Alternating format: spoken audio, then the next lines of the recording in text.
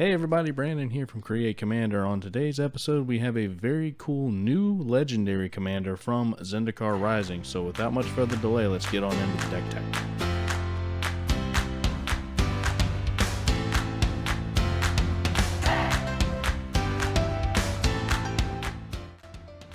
So the general that I have chosen from Zendikar Rising to build is the new Selesnya general, Yasharn, Implacable Earth, 2 green and white for a legendary elemental boar. 4/4 are the stats. When it enters the battlefield, you search your library for a basic forest and a basic plains, reveal them and put them into your hand, then shuffle your library. The second part is where it kind of gets interesting though. Players can't pay life or sacrifice non-land permanents to cast spells or activate abilities. So, for example, a fetchland requires you to pay a life in order to go fetch the land that you want to, crack it for. If this is on the battlefield, that can't happen. So our deck tech comes in today at just about $100, minus the basic lands, of course. The first thing that we're going to do is we're going to roll through the core 30 of the deck, where we talk about the draw, the ramp, and the removal.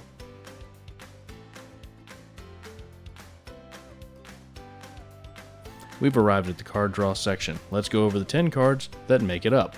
First up is Hunter's Insight, then Lifecrafter's Bestiary, Harmonize, Seer's Sundial, Return of the Wild Speaker, Shamanic Revelation, Soul's Majesty, Camaraderie?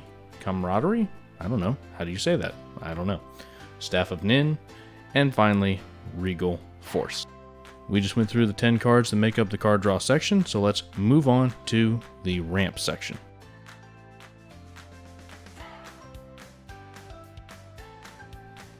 These are the 10 cards that'll make up the ramp section. First up, we have Avacyn's Pilgrim, and then Soul Ring, Arcane Signet, obviously a classic now, all of a sudden it's been reprinted multiple times, Farseek, Rampant Growth, Cultivate, Kadama's Reach, Wood Elves, Skyshroud Claim, and Solemn Simulacrum, Sad Robot, whatever you want to call him. Great, we just went through all of the mana ramp spells, so let's kick on over to the removal.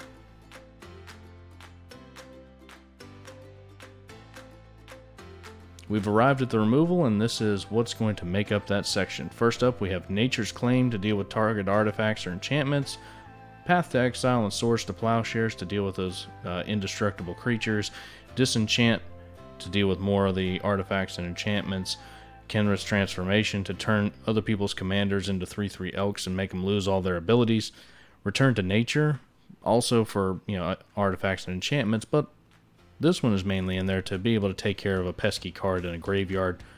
Winds of Abandon is like a pseudo white Cyclonic Rift kind of. Beast Within, target permanent is the key word on that one. You can actually take care of a troublesome land, say a Field of the Dead or something like that. Manglehorn, it has 2 very important parts to it in this deck. It destroys an artifact when it comes in, and it makes artifacts your opponents control enter the battlefield tapped. Finally, we have the OG, the original, Wrath of God. Just destroy all creatures. This is the reset button.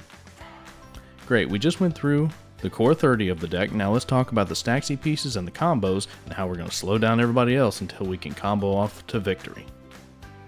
First up, we have Authority of Consuls, which makes the opponent's creatures come into the battlefield tapped. You do gain some life off of that too. Ashes of the Abhorrent also makes their life a little bit more difficult because they can't cast spells from graveyards or activate abilities of cards in graveyards. And whenever a creature dies, you gain some life, so that's pretty cool. Blind Obedience, again, artifacts, creatures, your opponent's control enter the battlefield tapped. You're kind of seeing a little redundancy, a little bit of theme here, just making sure that you're slowing them down until you get to do the combo that you want to do.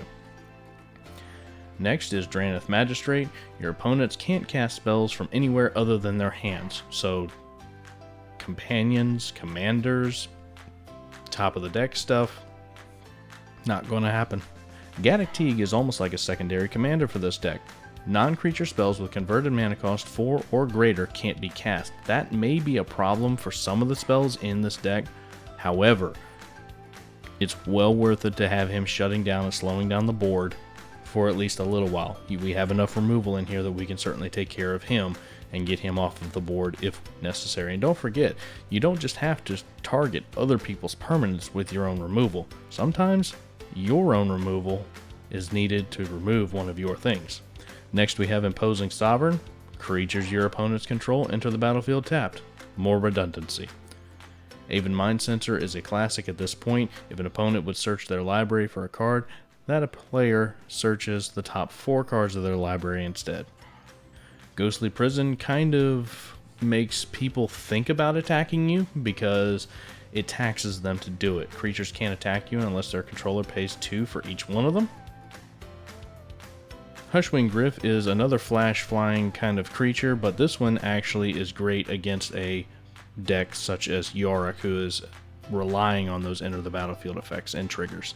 Thalia Heretic Cather, 3/2 with first strike. Creatures and non-basic lands your opponents control enter the battlefield tap, so this one actually starts going after your land cards.